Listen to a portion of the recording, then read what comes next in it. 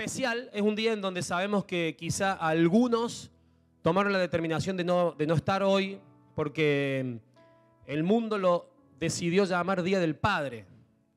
No voy a hacer ningún comentario acerca del Día del Padre porque la verdad que hace rato que el Señor nos mostró que no íbamos a seguir fiestas que Él no había establecido. Simplemente entendemos que aquellos que en este día quieren estar con sus padres, quizá hay muchos que tienen padres que no conocen a Cristo, quieren dar un testimonio, estar cerca y de honrarlo, está perfecto, está bien, pero por eso también sentimos un poco la ausencia de algunos, ¿sí? Otros capaz que dijeron, no, el primer domingo que hace frío no voy, y se quedaron. Porque hoy veníamos de 29 grados y hoy pasamos a unos 5 o 6 grados. Pero otros valientes están acá, firmes, amén, al pie del cañón, firmes como rulo de estatua, como decía el profeta. Bueno, andamos a ver un rulo de una estatua. Y gloria a Dios por aquellos que estamos para recibir una palabra fresca de parte del Señor. Amén. Vamos a leer un pasaje, yo le voy a pedir que busque Primera Crónicas, capítulo 13. Hace no mucho el Señor me despertó una noche con una palabra. ¿Vieron cuando tenemos esos sueños raros en donde no entendemos muchas cosas? Bueno, el Señor me despertó con una palabra. La palabra Obed Edom. Una palabra conocida, un nombre conocido. Pero eso me introdujo en empezar a buscar por qué el Señor me despertó con ese nombre. Por qué el Señor me inquietó, porque era temprano. Yo lo que, bueno, esto lo hacemos, creo que la mayoría. Cuando el Señor te despierta con una palabra, yo te doy un consejo, anótala. Porque si vos decís, si son las 3 de la mañana, las 4 de la mañana, y vos decís, bueno, cuando me despierte la investigo, te puedo asegurar que cuando te despierte te olvidaste cuál era la palabra. Ya me pasó, por eso te digo que anótala. Entonces, cuando vos tengas el celular al lado de la cama, o un cuaderno, una lapicera, lo que sea, anotá lo que el Señor te diga. Después investigalo. Si lo querés investigar esa hora, hacelo. Yo me puse esa hora a investigar porque me inquietó mucho la palabra. Y de alguna manera es una palabra que yo creo que comenzó a desarrollarse en mí porque no la doy por cerrada, ni cerca está de estar cerrada. Algo compartía con esto el jueves, con los chicos que estuvieron con el grupo de intercesión, así que el grupo de intercesión lo voy a escuchar de nuevo, pero más completo, porque ahora Dios me dio la posibilidad de soltarlo a la congregación, así que lo pude explayar, me voy a poder explayar un poco más en lo que recibí. Pero vamos a leer Primera Crónicas, capítulo 13, todo el capítulo, del 1 al 14. Primera Crónicas 13, del 1 al 14. Entonces David consultó con los capitanes de millares y de centenas, es decir, con todos los jefes.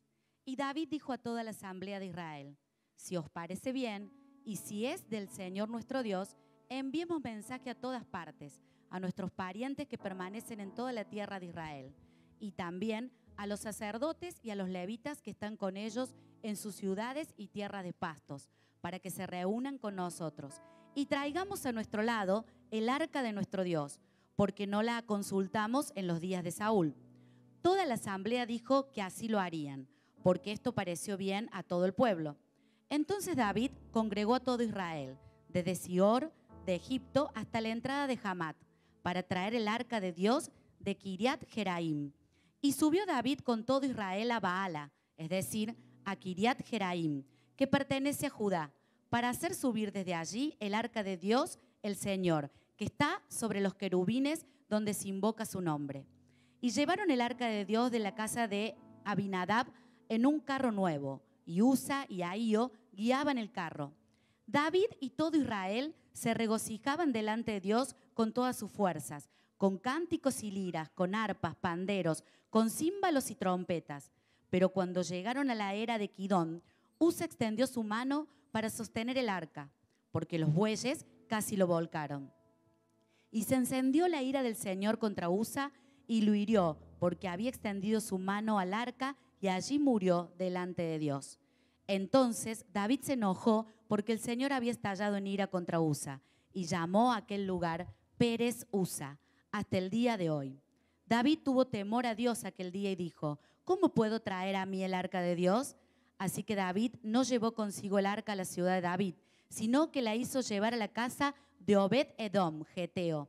Así que el arca de Dios estuvo con la familia de Obed-Edom en su casa 3 meses, y lo bendijo el Señor a la familia de Obed-Edom en todo lo que tenían. Algo que tenemos que tener presente siempre que leamos un pasaje en las Escrituras, acordémonos de esto. La Biblia contiene mucha historia, ¿sí? La Biblia contiene mucha historia del pueblo, mucho. Pero para nosotros no es solamente historia. Para nosotros esa historia se transforma en un diseño. O sea, todo lo que nosotros vemos que de alguna manera pasó con el pueblo de Israel, con personajes bíblicos, con profetas, con jueces, todo eso, cuando vos lo lees con la guía del Espíritu Santo, encontrás atrás de esa historia un diseño con el que Dios te quiere hablar. Recordá esto, porque si no estás leyendo a veces la Biblia y crees que solamente estás leyendo un pasaje histórico, un pasaje que cuenta una historia de la Biblia. Esto es mucho más que eso. Claro que hay historia, claro que hay eventos concretos que pasaron, pero cuando el Espíritu Santo te guía en una lectura de la palabra, te va a ayudar a traducir esa palabra y a ver atrás de esa palabra cuál es el diseño para tu vida. Esto es lo que pasó en esta escena. ¿Cuál es la escena? David quiere traer el arca de Dios, la presencia de Dios, que es la que representaba el arca, a su casa, a Jerusalén. Porque el arca había estado en Abinadab, se llamaba el lugar, la casa en donde había estado en los tiempos de Saúl. Cuando comienza a gobernar David, David todavía no había hecho nada con el arca. Entonces dice, vamos a traer el arca. Tenemos un episodio fallido, un acto fallido. O sea, David quiere traer el arca no llega a Jerusalén. Estoy diciendo el evento en contextos bien generales. David quiere traer el arca, el proceso se corta al medio, se aborta. No puede traer el arca y no solamente eso, sino que en el procedimiento muere alguien. Muere Usa. Por eso mi pregunta comienza a ser para vos. ¿Qué procesos en tu vida nunca terminaron o aún no terminan? Empezá a preguntártelo. Empezá a preguntártelo. Si no, vas a escuchar esto como una historia. Si no, vas a escuchar esto solamente como una anécdota de David y no vas a tener la posibilidad de sacar el provecho que el Espíritu Santo quiere hablarte en esta mañana. Un proceso abortado a mitad de camino, el arca casi se cae porque los bueyes tropiezan, Usa extiende la mano, muere, y David se enoja, se enfada, se molesta, tiene muchísimo miedo y deja el arca en un lugar a donde él no había elegido llevarla. Vamos a ver 2 errores que cometió David. Dice el primer versículo que él, Primera Crónicas 13:1, que él pidió consejo, consultó a los capitanes de militares, de millares, de centenas, es decir, a los jefes. Otra palabra dice, a toda la asamblea le preguntó, o sea, más abajo, si os parece bien. A la asamblea le preguntó si le parece bien. Y en tercer lugar, él dice, ¿y si es voluntad de nuestro Dios?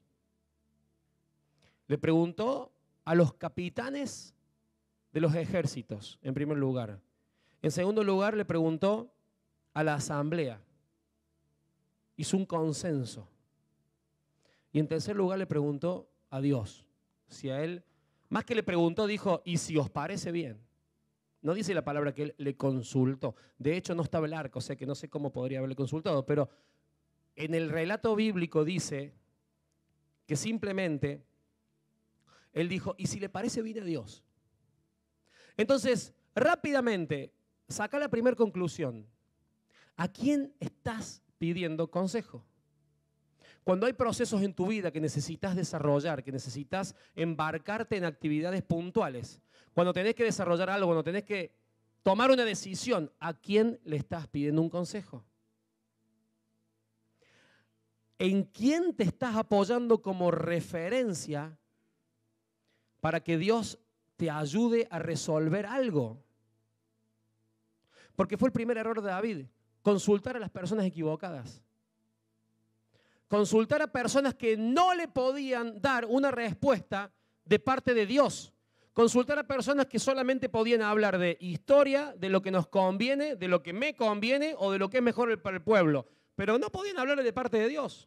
El primer error que David comete en este acto fallido de traer el arca es no haber consultado a quien tenía que consultar, que era a Dios. Y haber confiado en compañeros de trabajo, haber confiado en algún vecino, haber confiado en algún jefe o en algún amigo que como lo conozco de toda la vida, le voy a preguntar ¿cómo puedo hacer para hacer esto? Si vos querés que los procesos en los cuales Dios te empezó a guiar tengan éxito, no le preguntes a cualquiera. Es más, ni lo hables con cualquiera. Porque muchas veces esos proyectos que nacen del corazón de Dios se terminan abortando, se terminan desviando del objetivo cuando le pedís consejos a personas que no te lo pueden dar. Por más que parezcan consejos muy buenos, muy estratégicos, administrativamente correctos, quizás son personas que no te lo pueden dar. No, lo que pasa es que esta persona es un capo en lo que hace, pero ¿qué sabes si su consejo viene de parte del Señor? No alcanza con que sepa. Lo que necesitas hacer antes que nada es preguntarle al Señor. Y si vas a pedir un consejo, porque muchos de ustedes me pueden decir, bueno, pero hay veces en donde necesito que alguien me ayude porque no tengo desarrollado mi oído para escuchar la voz del Espíritu Santo. ¿Puede pasar esto? Claro que puede pasar. Entonces, ahí viene el punto. ¿A quién le vas a pedir un consejo? Primero, intenta que la persona a quien le pidas un consejo para que te ayude, si es que no estás escuchando claramente la voz del Espíritu Santo, sea una persona llena del Espíritu Santo. No busques a alguien que no tiene el Espíritu Santo porque está igual que vos. Está en la misma posición que vos. Si no estás oyendo al Espíritu, no le preguntes tampoco a quien no lo oye. O sea, no va a cambiar nada. Va a ser lo mismo. Entonces busca personas llenas del Espíritu Santo. Busca personas que tengan una conquista en función de lo que vos necesitas saber cómo proceder. O sea, que tengan un logro, que tengan una corona, que tengan un mérito. Porque hay personas que han conquistado etapas de la vida, que se han desarrollado. Si vas a ponerte de novio y necesitas comenzar un tiempo en el que te vas a comprometer y te vas a casar, no le pidas a un divorciado. O sea, es obvio lo que estoy diciendo, pero muchas veces no es tan obvio. Porque a veces nuestro vínculo almático con ciertas personas hace que terminemos pidiéndole consejo a los jefes, en el contexto bíblico, y no a las personas que pueden ayudarnos por la conquista que tuvieron. Si necesitas establecer un nuevo diseño de empresa porque crees que Dios te lo está bajando, te está bajando el diseño y ya le pediste opinión, le pediste un consejo a tu pastor y va para adelante, pero ahora necesitas saber los pasos a seguir. ¿A quién le vas a pedir un consejo? No se lo pidas al que está fundido. No se lo pidas al que no puede desarrollar una empresa. No se lo pidas al que hace 20 años que es un empleado. Porque no te va a saber ayudar. Va a tener una excelente intención, pero no te va a dar un consejo sabio. Te va a dar un consejo conforme al amor que te tiene. Busca personas que en el área que vos necesites desarrollo, ellos tengan una conquista que puedan contar. Ellos tengan una corona que puedan mostrar, que ellos tengan un mérito o un logro que puedan decir, yo seguí este paso. ¿Me siguen? Si querés aprender a sacar fotos, ¿a quién le vas a preguntar? Entre otros al Benja. Pero claro, quiero grabar un CD, o Dios me impulsó a esto, ¿a quién lo busco? Y buscarlo al ese, que ya sabe del tema, que ya transitó un camino. O sea, pongo ejemplos que están entre nosotros. Si yo quiero aprender algo de electricidad y al Dani no le pregunto al Diego, por ejemplo. Al Dani le pregunto si necesito un consejo de autos. ¿Cómo abrir el capó, por ejemplo? ¿Puede ayudarme en eso? Yo sé que esto suena muy obvio, pero un montón de veces nosotros nos frustramos en procesos en donde no nos animamos a consultar a los que saben. No nos animamos a consultar a los que han conquistado estos desafíos. Si vos querés saber, me acuerdo que en el programa de radio del viernes alguien ponía, que no lo sacamos al aire, pero alguien ponía, yo quiero saber cómo hacer para ver los ángeles y para ver el mundo espiritual. Busca a alguien que lo vea, busca a alguien que lo haya visto y pregúntale, a ver, explícame, ¿cómo fue que viste esto vos? Pero te lo estoy diciendo en serio, o sea, baja tu orgullo, humillate y decís, che, yo no lo conquisté, no lo sé, y quiero aprender. Necesito aprender, Dios me está desafiando con este proyecto, con este desafío, o con ganas que tengo de hacer esto. ¿A quién se lo vas a preguntar? No vayas a personas que no te puedan ayudar, no vayas a personas que no hayan conquistado eso, que no se hayan de alguna manera desarrollado en esto. Tercer punto, busca personas, escucha porque esto es muy importante, busca personas que busquen tu crecimiento y no tu bienestar. No te apoyes en personas que quieren tu bienestar. Esto sería como pedirle un consejo a la mamá. Hay un montón de veces que la mamá por amor no va a ayudar mucho. Porque hay veces que necesitas que el papá, que por ahí es menos amoroso, diga o ordene más que una mamá. Esto me pasa con mis hijas. Un montón de veces yo le escucho a mi esposa y digo, ella las ama mucho, por eso le dice lo que le está diciendo. Pero la realidad es que por ese lado no van a conseguir lo que quieren. Y las chicas no quieren venir acá porque saben lo que les voy a decir. Entonces, pero no busques personas que te aman tanto que no te pueden ayudar. ¿Me explico lo que digo, no? O sea, ¿de qué te va a servir alguien que te tiene tanto amor, que piensa más en lo que no, o sea, piensa más en que no sufras que en que atravieses el procedimiento? Por eso a veces uno para dar un consejo, a veces es medio frío. ¿Por qué? Y porque si vos te pones medio nostálgico con la situación y ya se te complica dar un consejo. Porque como somos una casa que entrenamos en carácter y que tenemos discipulado y que todo lo que hacemos lo hacemos para crecer y aprender y mejorar, siempre de un discipulador, de una persona que te pueda dar un consejo, vas a recibir una palabra que te va a incomodar para crecer. Entonces rompes ya ese diseño de decir, no, lo que pasa es que si voy y le pregunto, él me va a decir que al final el que estoy mal soy yo, porque siempre soy yo, porque siempre tengo que cambiar vos. Y sí, siempre sos vos y siempre te cambia vos. Y siempre soy yo y siempre tengo que cambiar yo. O voy a esperar que los otros cambien para yo estar mejor. O sea, estamos en una casa, en un momento, en una posición. Si Dios nos está bajando esta palabra, es porque necesitamos dejar de renegar con estas cosas que nos ayudan a alimentar nuestro llanto y nuestro dolor para posicionarnos en tiempo de crecimiento. Bueno, crezcamos, vamos a crecer, crezcamos.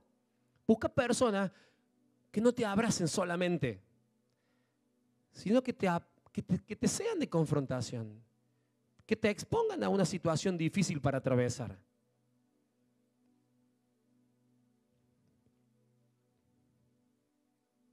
Por último, mira qué lindo este punto, no sé, a mí me gusta. Busca personas que no conozcan tanto tu historia como para no creerte. Hay muchas veces que las personas que te conocen no van a creerte, no van a creer en vos.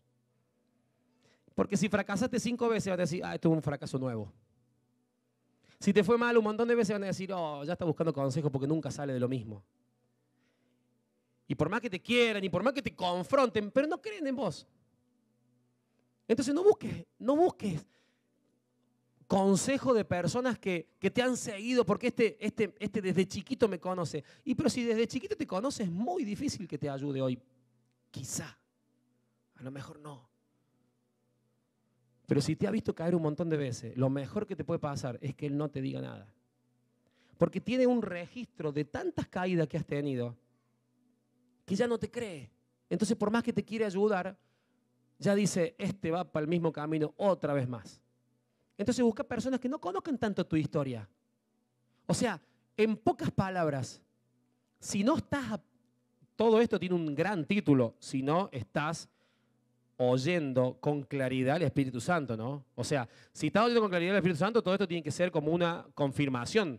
¿Se entiende esto, no? O sea, no estoy diciendo el Espíritu Santo no y todo esto, porque si no estamos en lo mismo que hizo David. No, estoy diciendo, si no estás en una claridad audible con el Espíritu Santo como para ayudarte a tomar la decisión que tenés que tomar en esta semana, en este mes, en este año, en los próximos días, entonces apóyate de este tipo de personas.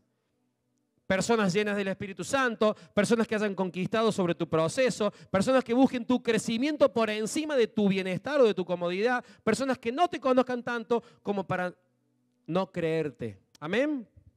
El primer error entonces de David, haber pedido consejo a las personas equivocadas. El segundo error de David, Primera Crónicas 13, el capítulo 3. Que bueno, lo hemos mencionado, pero miren lo que dice, lo busqué en varias versiones y es impresionante lo que dice. Traigamos a nuestro lado el arca de nuestro Dios, porque no la consultamos en los días de Saúl. Esa versión no es muy clara.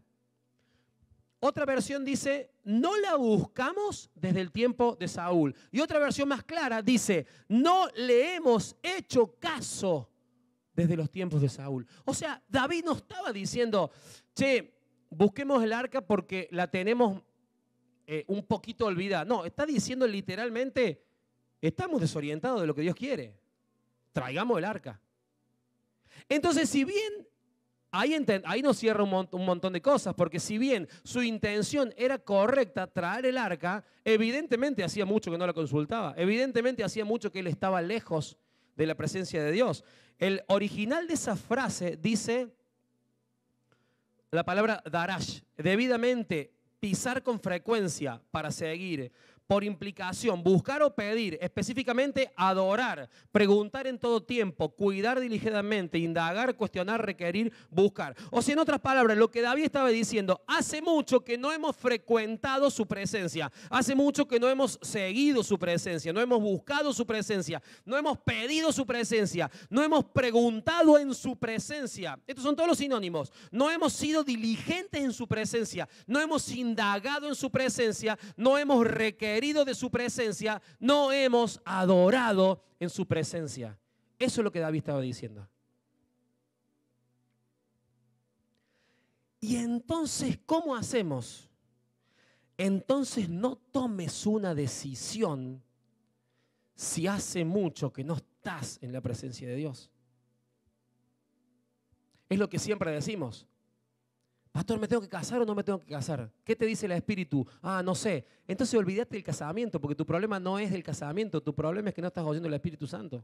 Entonces lo que hagas puede ser una lotería, un riesgo absoluto, como traer el arca de Dios, del pacto, a tu casa. ¿Se dan cuenta que la intención era extremadamente sabia, pero absolutamente fuera de lugar, porque él no estaba consultando a Dios? Entonces la decisión que David toma, la toma en un momento incorrecto, con los elementos incorrectos. O sea, no había problema de cómo traer el arca. El problema es que él no estaba consultando a Dios. Ni siquiera sabía si tenía que traer o no el arca. Por eso insisto en esto. ¿Viste cuando en nuestra vida nosotros necesitamos tomar decisiones o encarar situaciones y decimos, ¿para dónde voy? ¿Y qué te dice el Espíritu? Suena ya a una frase cómoda del discipulador, como que se saque el problema de encima. ¿Qué te dice el Espíritu? No, en realidad no es cómoda el discipulador. En realidad tenés que desarrollar qué te dice el Espíritu. Este es el desafío tuyo, mío, hoy, en este momento, en este lugar. Tenemos mucho tiempo y horas de aprendizaje como para que todavía sigamos dando vueltas sin saber exactamente qué es lo que el Espíritu nos dice todo el tiempo, todo momento, a toda hora. Entonces, ¿qué hago en ese momento? No decidas nada. No decidas nada. Una locura decidir fuera del Espíritu, una locura. Puedes cometer un error que te pueda llevar toda la vida. Y podés cometer un error que pueda llevar a alguien a la muerte. Así de pesado es tomar decisiones fuera del Espíritu, sin escuchar al Espíritu. No es una cuestión de acertar o de errar. Es una cuestión de busquemos a ver qué Dios dice. Sin que Él hable no me muevo. Sin que Él hable no tomo una decisión.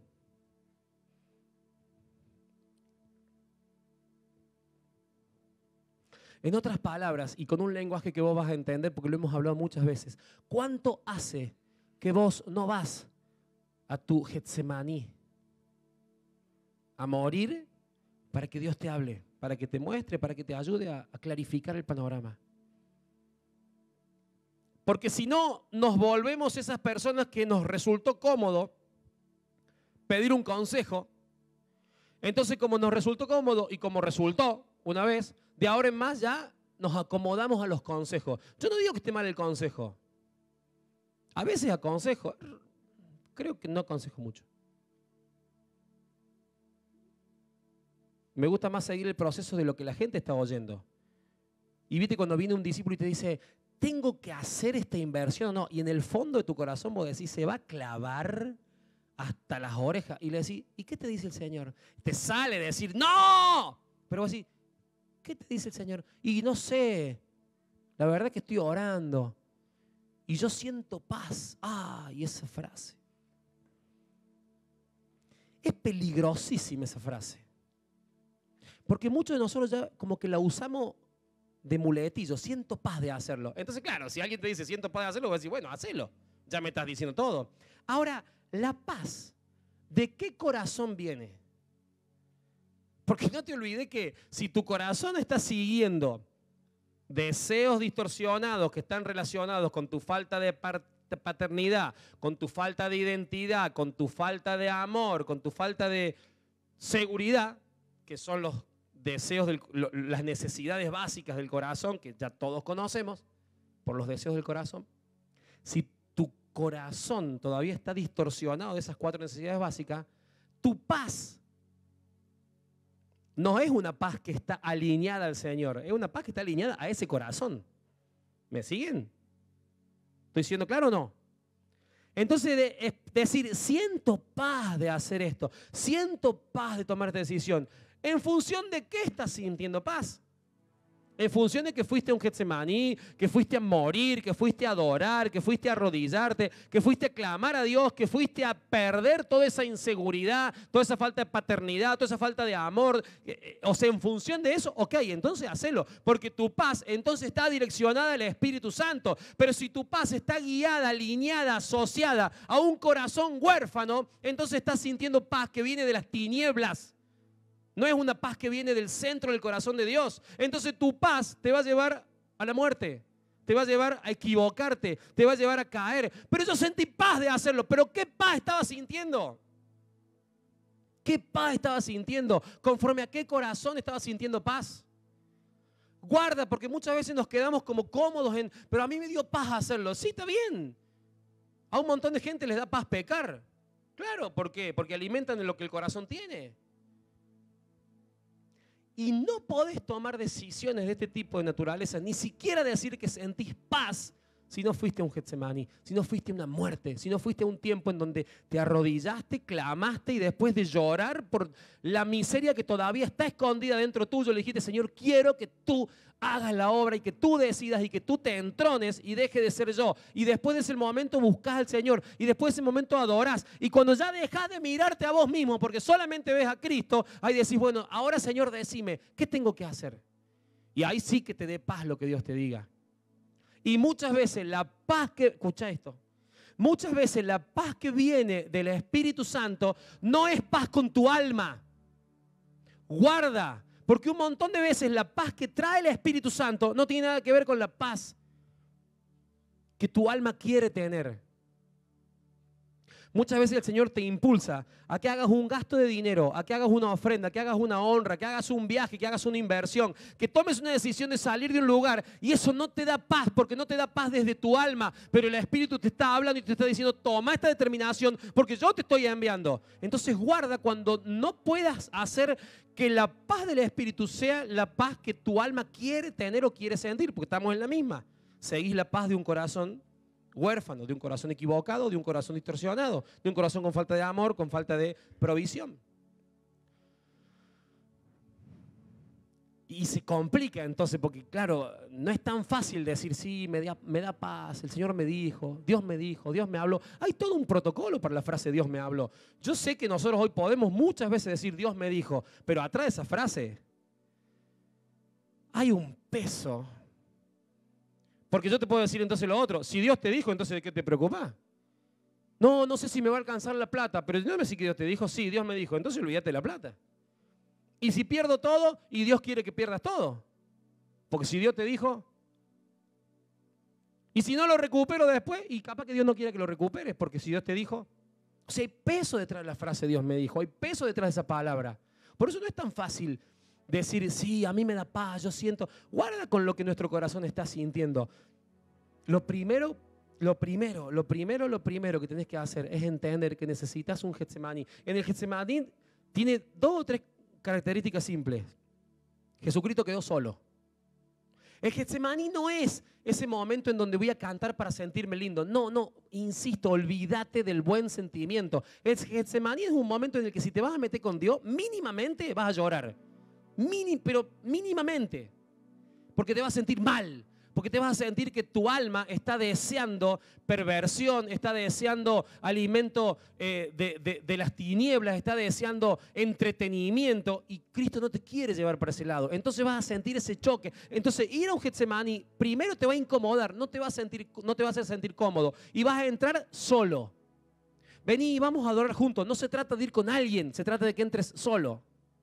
Es como cuando alguien va al quirófano, ¿viste? Yo tengo esa imagen del Getsemaní, o sea, cuando entras al quirófano, entras solo y desnudo. O sea, más entregado no puedo estar.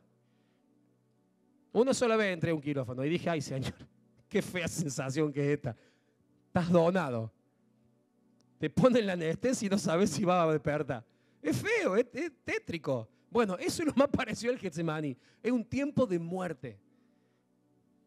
Lo segundo que pasó en el Getsemaní, primero que fue solo, lo segundo que pasó fue que Jesús en ese lugar derramó sangre. Vieron que nosotros decimos siempre cómo son los actos proféticos, cómo son los actos. Bueno, el Getsemaní fue un acto espiritual de la cruz. O sea, primero en el espíritu, después en el Getsemaní Jesús murió. En ese lugar Él murió, Él entregó todo. ¿Y qué fue la cruz? La manifestación de lo que ya había sido. Para poner esa explicación que siempre nosotros tratamos de entender acerca de lo que son los actos proféticos y cómo se mueve, cómo entendemos y nos movemos en actos proféticos. Bueno, para Jesús eso fue el acto de entregar su vida, el Getsemaní, donde estuvo solo, lloró, sufrió, derramó sangre y murió. Y después se manifestó en la cruz. Si no tenés un Getsemaní, dudo que puedas estar en condiciones de decir que estás escuchando la voz de Dios. Dudo. Necesitas primero saber que tenés que hacer morir todos tus deseos, todas tus pasiones, todas tus atracciones almáticas para poder decir, ahora sí, Dios me dijo, ahora sí, voy en pos de esto. Y no tengas ningún tipo de temor si lo que Dios te dice va en contra de tu alma. Si va alineado a tu alma, gloria a Dios. Y si no va alineado, solamente asegúrate de que Dios lo haya dicho. Segundo error de David fue no haber tenido en cuenta de hacía mucho tiempo la presencia de Dios. No lo consultaba. ¿Estamos hasta acá? ¿Me siguen o...? Claro, estoy tirando palo y me dice que vos querés que diga amén. Bueno, ya voy a ver a los amenes. Por ahora, soporten la palabra. Mastiquen arena, como decimos a veces en el discipulado, ¿viste? Mastica tranquilo. Vamos a hablar 2 palabras acerca de USA. Porque yo siempre digo, pobre USA. Pagó el plato roto de la situación. Y de alguna manera sí, obviamente. Y se encendió la ira del Señor contra USA y lo hirió porque él había extendido su mano al arca y murió delante de Dios. ¿Por qué murió USA? Yo saqué algunas notas que alimentan mi pregunta, ¿por qué murió USA? Primero, él había sido elegido para la tarea que estaba haciendo. No se puso solo. No dijo, yo quiero llevar el arca, yo quiero... No. David lo había puesto en ese lugar. Punto número 1. Por consecuencia, punto número 2, él estaba bajo sujeción, no estaba en rebeldía. Y como si esto fuera poco, lo que él quiso hacer fue un acto noble, salvar el arca, o sea, que no se caiga. O sea, ¿por qué alguien que quiere hacer lo correcto, que está bajo sujeción, que está bajo autoridad, que no está en rebeldía y que está haciendo lo que le mandaron a hacer, puede morir? Y me puse a buscar algunos comentarios bíblicos. Y no me gustó mucho todo lo que encontré en los comentarios bíblicos. Pero, claro, porque de alguna manera, no digo que estén malos, están bien, pero el Señor me había dicho algo acerca de esto. Dice que Usa era hijo de, Usa era hijo de Abinadab. Abinadab era el lugar donde había permanecido el arca por 20 años. Entonces, de alguna manera, como había un protocolo para llevar el arca, que Usa extendiera su mano y sosteniera el arca, hablaba como de que él tenía una confianza con el arca porque la veía en su casa todos los días. Entonces como que él mezcló lo sagrado, ¿sí? Por más que haya sido un acto voluntario, él sabía, un acto involuntario, o sea, una reacción, él sabía que no tenía que tocarla. Porque en otro pasaje de Crónicas, creo también, o no me acuerdo, ayer lo estaba leyendo, habla de los protocolos de tocar o no tocar los elementos sagrados y todo esto, y de que el arca tenía que ser transportada por palos en los hombros de los levitas y no por carro. Bueno, toda una historia. Pero mi pregunta seguía siendo, Señor, pero está bien, sí, yo entiendo y entiendo que fue un acto irresponsable, que fue negligente, pero mi pregunta seguía siendo, ¿por qué sufrió el castigo? Y ahí Dios me dijo algo muy interesante, muy interesante. Lo que Dios me dijo fue primero, Usa no murió de la misma forma que murieron Ananías y Zafira. Ananías y Zafira murieron por una ira de parte de Dios, pero por una mentira de ellos, por una traición, por una exposición de ellos de lo falso. Y como se estaba estableciendo, como hemos aprendido que muchas veces Pastor Sebastián nos ha dicho, como estaban aprendiendo acerca de los fundamentos de la iglesia, esos fundamentos iban a ser sólidos. Entonces la muerte de Ananías y Zafira era justa. Y Dios me decía, y la muerte de Usa también fue justa. Por más que no fue en el mismo contexto. ¿Por qué, Señor? Porque si Usa no detenía la caída del arca, muy posiblemente no iba a morir solamente Usa, iban a morir todos los que iban en ese lugar. Y eso cambia la historia totalmente. Porque entonces Usa no fue víctima de la situación, fue un mártir, o fue un héroe, como lo quieras decir, pero salvó la vida del rey. Y salvó la vida del reino. Y salvó la vida del reinado más exitoso del pueblo de Israel. 40 años de triunfo, victoria y éxito. Y ese era el rey David. Y Usa de alguna manera impidió que la ira del Señor estallara contra David. Y se puso como escudo. Yo no sé si Usa fue consciente de todo esto. Definitivamente creo que al instante que él murió, fue consciente de todo esto. Porque empezó a ser parte de esa nube de testigos en donde él dijo, di mi vida por el reino. Pero cambia un poco nuestra óptica acerca de lo que pasó. Porque hay un montón de situaciones que nosotros tenemos que entender en que la justicia de Dios se tiene que establecer. Nosotros estamos muy acostumbrados a la palabra el castigo de Dios, ¿sí? Usa murió castigado por su error. Yo no sé, yo entiendo lo protocolar, pero yo no sé si él fue castigado por Dios. Que tuvo la vara de justicia, la tuvo. Pero más que eso, él fue el chivo expiatorio de alguna forma para que el reino continúe. Él fue la persona que Dios usó, si lo quieren de esta manera, para que todo siga en pie. Y para que el reino caiga, y para que su reinado no caiga, y para que él pueda recibir la lección y aprender. Ahora, parece muy cruel esto. Mira, en un momento David censó al pueblo. No vamos a leer toda la historia, pero en un momento David censó al pueblo. Y cuando David termina de hacer esto, Dios no quería que él haga esto. Y viene un profeta y le dice, viene Dios, el ángel del Señor, y le dice al profeta, ve y di a David, así dice el Señor, te ofrezco 3 cosas, escoge una de ellas para que yo la haga. estaba Dios dándole la opción a David de que el castigo que él iba a traer por lo que él había hecho podía ser una opción entre tres opciones, una decisión entre tres opciones. ¿Sí?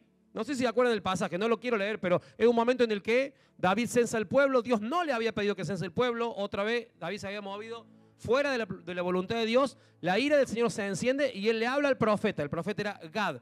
Y en ese momento Gad fue y le dice a David esto. Y le dice, opción 1, ¿quieres que te vengan 7 años de hambre en tu tierra? Opción 2, ¿quieres huir por 3 meses delante de tus enemigos mientras te persiguen? Opción 3, que haya 3 días de pestilencia en tu tierra. Considera ahora y mira qué respuestas has de dar al que me envió. Le dice Gad, al que me envió era Dios. Y David elige la pestilencia, porque él dice, prefiero caer en la ira de Dios y no en la ira de mis enemigos. Y la pestilencia termina matando 70.000 personas del pueblo. Otro acto de justicia. Y también fue un acto que sostuvo al rey, y también fue un acto que mantuvo los planes de Dios intactos, pero alguien pagó. Alguien pagó el precio. Entonces cambia un poco nuestra óptica de ¿por qué muere Usa? Usa muere porque tenía que morir. Él muere porque en un momento en donde se hacen las cosas mal, donde no hay protocolo, donde no hay consulta de Dios, donde no hay guía de Dios, alguien paga esa negligencia. Ay, pastor, ¿para dónde va? Me está asustando ya. No, tranquilo, escuche. Vamos al mismo punto. Traigamos esa escena a nuestra vida. Y pensemos que el arca de Dios ahora está habitando adentro nuestro. ¿Amén? ¿Amén? Vamos, no tengan miedo que no vamos a matar a nadie hoy. Escuche. Ahora el arca de Dios está adentro nuestro. Es la misma imagen, o sea, somos ahora portadores de la presencia de Dios. ¿Sí? Él vino a hacer habitación en nosotros, Él tabernaculizó en nosotros. Por eso festejamos el Sukkot, porque Él vino y Él se estableció en medio nuestro, pero Él se estableció adentro nuestro. Entonces ahora nosotros somos los portadores de la presencia de Dios. Entonces, ¿qué pasa cuando como portadores de la presencia de Dios empezamos a movernos, ¿sí? A ir a lugares sin preguntarle al Espíritu Santo? ¿Vos creés que nadie muere? Y yo te pregunto, ¿y por qué muchas veces vos estás sin ánimo? ¿Por qué muchas veces vos estás con angustia adentro? ¿No será que participaste de una actividad que no tenías que participar y que como no consultaste a Dios por lo que tenías que hacer, fuiste negligente al ir a un lugar que no tenías que ir y eso vino a ser una muerte de tu ánimo y Usa se presentó como el que fue a salvar tu vida porque Dios no te mató a vos, pero mató tu ánimo? Porque alguien paga para que haya justicia. Alguien paga para que haya justicia. Entonces en nuestro interior, cuando nosotros erramos, cuando nosotros nos equivocamos, alguien paga. Y ese alguien está dentro nuestro. Y ese alguien puede ser, por ejemplo, ¿por qué hace tiempo que no estás en paz y que no sentís paz? ¿Por qué se fue la paz de mi vida? Entonces la pregunta es muy simple. ¿Cómo estás transportando la presencia de Dios? ¿A dónde la estás llevando? En tu vida Usa puede ser tu fe. Lo que pasa es que yo no tengo fe en este momento. Me cuesta, pastor, tener fe en este momento. Y la pregunta es, si sos transporte del Espíritu Santo, ¿a dónde te moviste que mató tu fe? ¿Te das cuenta que se aplica a todo lo que vivimos? Tenía esperanza en esto, pero ahora no. ¿Por qué te moviste sin Dios? Porque Dios no te quitó la vida, pero tu esperanza pagó el precio y ahora no la tenés y murió como Usa. Señor, y mi propósito, no encuentro mi propósito, estoy buscando, ¿y cuál es mi propósito? Y capaz que mataste el propósito por moverte sin Dios, por moverte a lugares que no tenías que mover, por mover irresponsablemente la presencia de Dios que está dentro tuyo, y ahora tu vida carece de propósito, porque el propósito fue el chivo expiatorio que las tinieblas tomaron para que alguien muera, para que vos sigas con vida, pero sin propósito. O tu dinero, o tu salud. Yo no sé si ustedes pueden percibir la magnitud del peso de esta palabra, pero si la presencia de Dios está en mí y yo me muevo irresponsablemente, algo va a morir. Algo va a morir porque estoy matando por falta de protocolo, por falta de sabiduría, por falta de conocimiento. Estoy matando algo adentro mío y eso que muere está siendo un USA que está muriendo para salvar mi vida. Entonces una vez me moví mal y se murió mi fe. Otra vez me moví mal y se murió mi expectativa. Otra vez me moví mal y se murió mi economía. Y se murió mi salud. Y se murieron un montón de cosas. Y hoy estoy, Señor, no sé qué hacer. Si un día permitiste que la presencia de Dios estuviera dentro tuyo, ¿por qué fuiste tan irresponsable en manejarte de esta forma?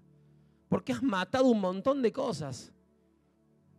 No te costó la vida, pero te costó proyectos, paz, ánimo, gozo, propósito.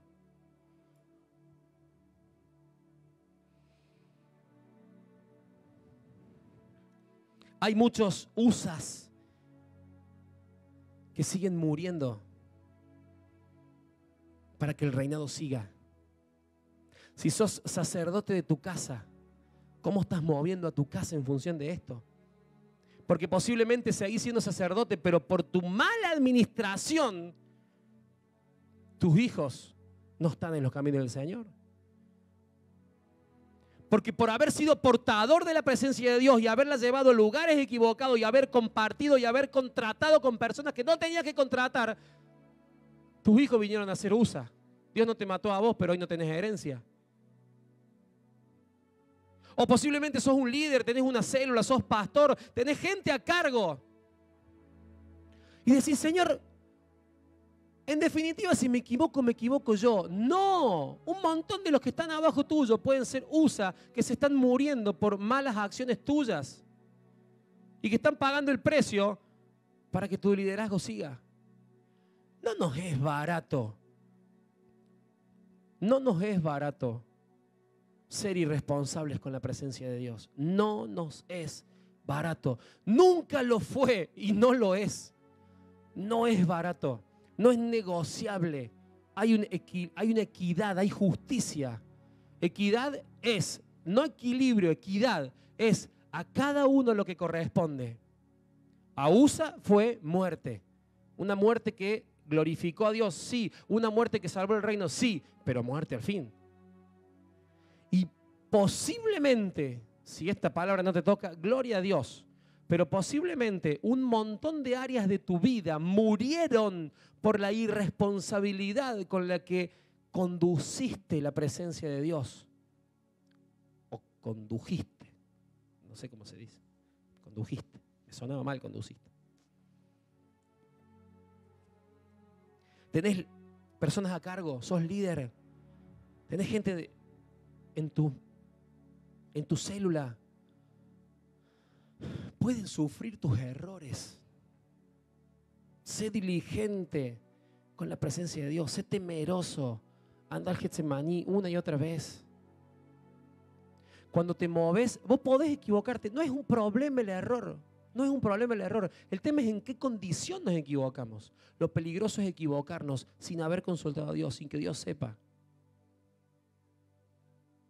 Porque no estamos hablando de un Dios injusto, estamos hablando de un Dios justo. Y el castigo no vino porque sí, vino porque David no consultó. Y no fue barato no consultar. No fue barato no consultar. Ahora, David aprendió la lección.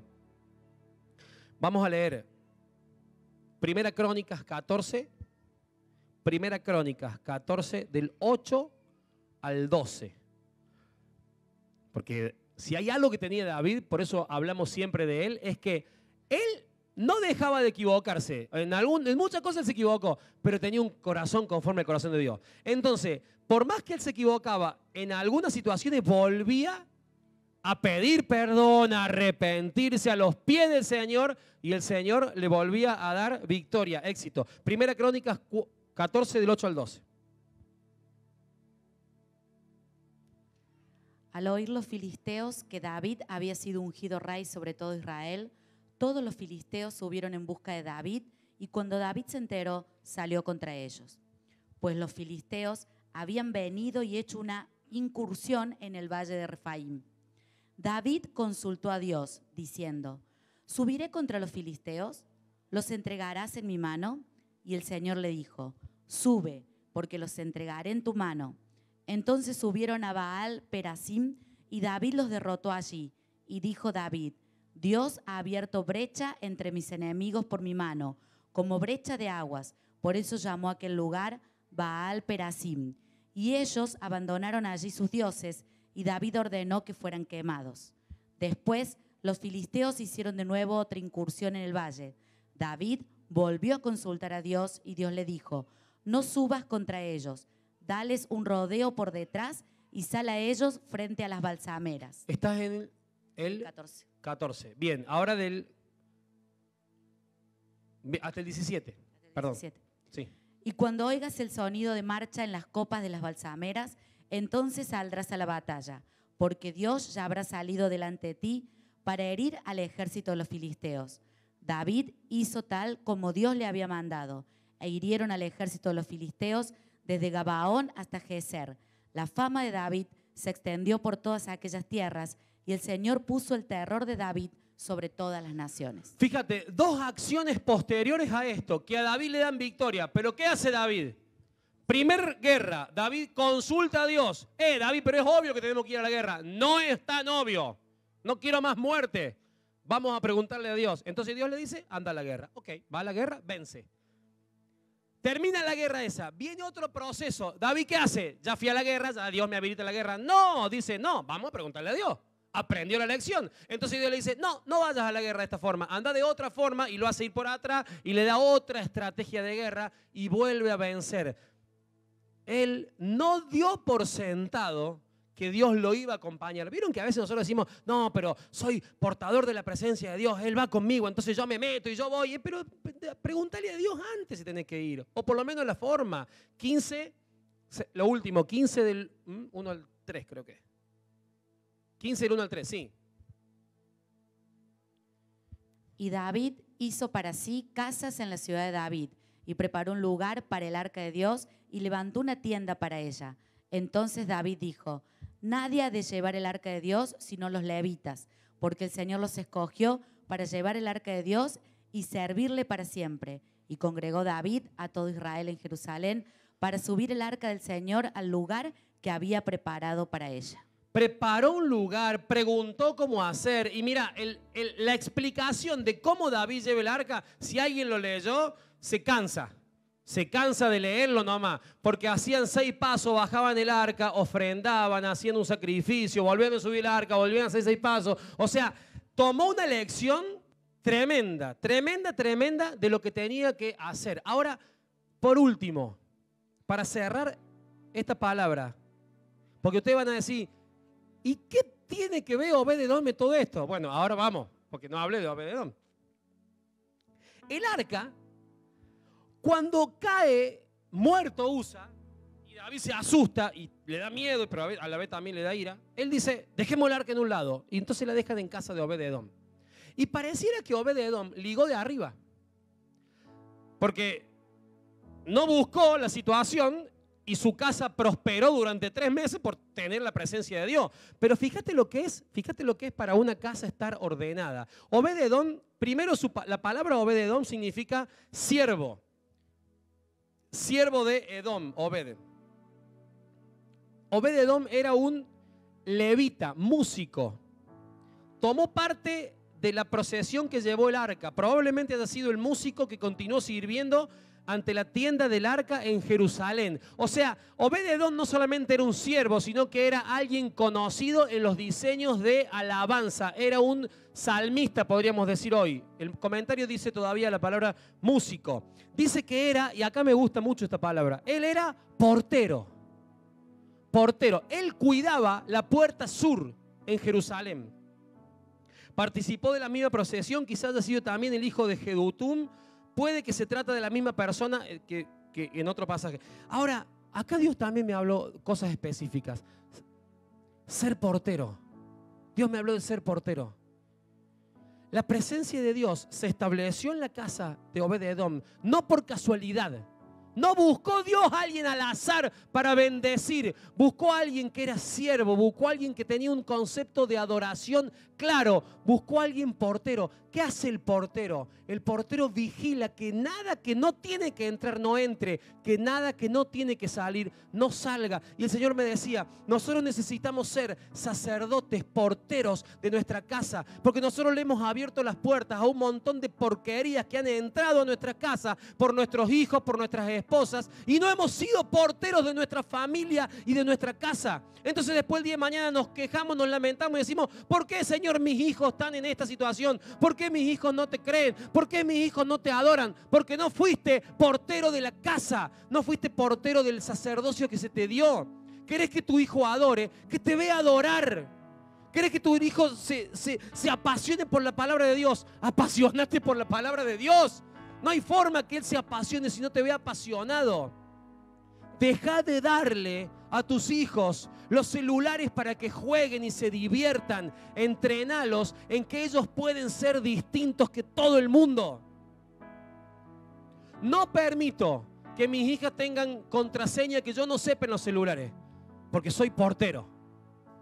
Dicho ese paso, ya les dije esta mañana me tienen que dar la contraseña nueva porque hemos cambiado el celular y no tengo la contraseña nueva. No permito, no lo tolero. Yo tengo que saber con quiénes hablan mis hijas, qué hablan mis hijas. Porque es la responsabilidad que Dios me dio. No es una cuestión de respeto. Vos no respetás. Yo no sé si es respeto o no. Yo sé que Dios me va a pedir cuenta de lo que yo no cuide, de lo que yo no proteja. Y no voy a dejar que las tinieblas se metan por este lugar. Entonces yo necesito saber qué hacen mis hijas, qué hace mi esposa, a dónde va, de dónde viene. Vieron esos padres que, ¿dónde están tu hijo? No sé. ¿Cómo no sé? ¿De qué me estás hablando? Se te delegó la paternidad. Cuando yo escucho esa respuesta digo, Señor, ¿por qué me lo sacaste a mí? Me lo hubiera dejado. Se te delegó la paternidad, no podés decir no sé, no podés decir no me importa. Tenés que ser aguerrido con tus hijos. Tenés que ver qué están haciendo, investigar qué están haciendo, seguir qué estás haciendo. Pero tenés que hacerlo con tu desafío de vida, con tu ejemplo, con tu pasión por Cristo. Esta mañana hablamos de la alabanza y veíamos cómo muchos en este lugar están sentados pasivos en la hora de la alabanza. Claro, sus hijos están ahí mirando qué hace el padre. Seamos aguerridos, rompamos este diseño de comodidad que tenemos. La presencia de Dios se estableció en una casa de adoración, en una casa que era portera, en una persona que no descuidaba lo que pasaba, lo que entraba, lo que salía. La presencia de Dios se establó en la casa de un hombre sabio, un hombre que cuidaba muy bien lo que entraba, que cuidaba muy bien lo que salía, un hombre que no desconocía las maquinaciones de las tinieblas, que estaba atento, una persona que tenía muy claro el concepto de adoración. Era un músico, era un levita, era una persona que iba al frente. La presencia de Dios no se estableció en cualquier lugar. La presencia de Dios no va a dar fruto en cualquier lugar. Por favor, la presencia de Dios no va a dar fruto en cualquier lugar, en cualquier vida. No es lo mismo cualquier cosa. Hay un precio, hay un sacrificio, hay un costo. Tenemos que romper ese diseño de comodidad. Tenemos que aprender a pagar un precio. Tenemos que salir, tenemos que ser violentos en el espíritu. Yo no puedo dejar que las tinieblas quieran arrebatar a mis hijos y no decir nada. No, Señor. Voy a hacer todo lo posible y lo imposible para que ellos estén en el camino del Señor. Primero lo voy a hacer con lo que yo voy a hacer. Ellos me van a ver a mí. Predicar, cantar, adorar, acá, leer la Biblia en mi casa, enojarme con situaciones de las tinieblas en mi casa, no solamente acá en la iglesia. Y después que me vean a mí como ejemplo, voy a ir atrás de los que los quieren robar y voy a ser violento atrás de los que las quieren robar. Y no voy a ser pasivo ante las tinieblas cuando quieran venir con ideas en sus oídos, con amistades en sus colegios. No voy a ser pasivo. No se trata de decir, bueno, ellos son grandes. ¿Qué son grandes? Están en mi casa, son mi responsabilidad. Soy portero de mi casa. Mientras yo esté en esa casa, ellos van a seguir lo que yo siga. Ellos van a hacer lo que yo haga. Las tinieblas no me lo van a robar. No me lo van a robar. Soy portero, sacerdote de tu casa. No busques la amistad con tus hijos. Esa es una mentira del mundo, del diablo. No busques la amistad con tus hijos. Busca entrenarlos en lo que corresponde. Busca entrenarlos en el camino. Muchas veces se van a enojar con vos. Muchas veces te van a mirar como el ogro, como el odioso, como el que no comparte las cosas lindas. Pero yo sé que no voy a rendir cuentas por haber sido descuidado. No busques la amistad. No se trata de amistad, se trata de entrenamiento, se trata de capacitarlos, se trata de forjarlos, se trata de ver que muchas veces van a sufrir, pero vas a estar ahí para sostenerlos. Sé portero de tu casa, sé portero de tu casa. No busques comodidad, busca que ellos se desarrollen en lo que Dios quiera que se desarrollen. Por último, Obed-Edom era el encargado del oro y de los demás utensilios de la casa durante el reinado. Era un administrador, era un correcto administrador de los tesoros del templo. La casa, la presencia del Señor no fue a cualquier lado. No fue a la primera casa que estaba abierta. Obed-Edom tenía todo en orden.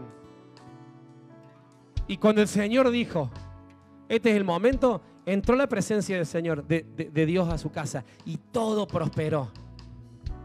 Busca ser un Obed-Edom en esta mañana. Busca que tus cosas estén en orden. Busca que la presencia de Dios se sienta atraída por el orden que tenés. Busca que la presencia de Dios se sienta atraída por la luz que sos. Busca que la presencia de Dios se sienta atraída por el diseño de familia que tenés. Porque sos celoso, porque sos respetuoso, porque sos odioso con las tinieblas, porque no permitís que te roben a tus hijos. Busca que la presencia de Dios siente esa atracción y quiere establecerse en tu casa para traer bendición. Esto no pasa por casualidad.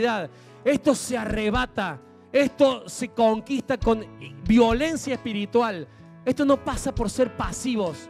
La pasividad no te lleva a ese lugar. Repasá la vida de tus hijos, repasá la vida de tu esposa, de tu familia. Sé una persona que se posicione.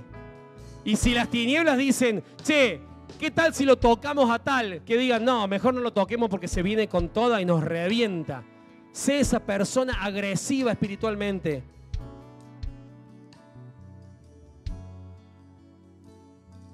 Obed-Edom era alguien consagrado, apartado, separado. Primera Crónicas 15:2. Entonces David dijo, nadie ha de llevar el arca de Dios sino los levitas, porque el Señor los escogió para llevar el arca de Dios y para servirle para siempre.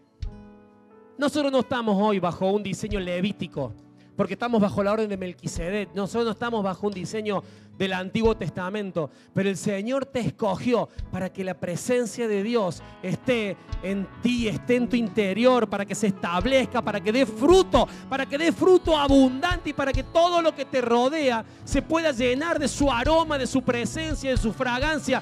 ¿Qué estás haciendo con la presencia de Dios? ¿Qué estás haciendo con tu casa? ¿Qué estás haciendo con tu entorno? Vamos, iglesia, vamos. Tenemos que ser violentos con esta palabra, arrebatar. No podemos permitir que las cosas pasen. Tenemos que ser los que hagan que las cosas pasen. No podemos esperar sentados a que la provisión venga. Tenemos que ir atrás de la provisión. No tenés trabajo. Todos los días te levantás a las 5 de la mañana, te pones a orar, estás 2 horas orando y después salís a buscar. Eso es ser violento. No se trata de no conseguir trabajo porque estoy esperando que me llamen por teléfono. Olvídate el que te llame por teléfono. Sé violento, sé agresivo.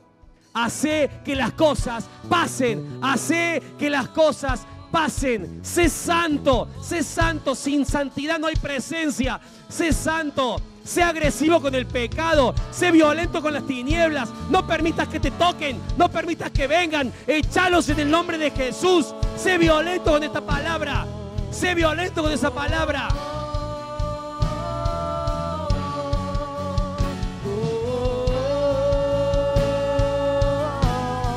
Me quedo contigo y nunca me iré de aquí. Me quedo contigo.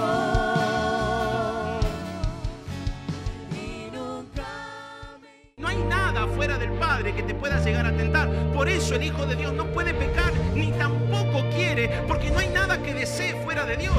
Dios no va a usar tu antigua naturaleza. Él no va a usar tus talentos con los que viniste al mundo. Él va a usar los dones que operan en la nueva naturaleza. Dios no va a usar el antiguo ADN. Él está construyendo dentro tuyo un nuevo ser en Cristo. Esa es la naturaleza con la cual nosotros empezamos a vivir. El carácter que estamos llevando, el carácter que Dios quiere hacer, no es un carácter para que te sea funcional a vos, es un carácter para que le sea funcional a Dios.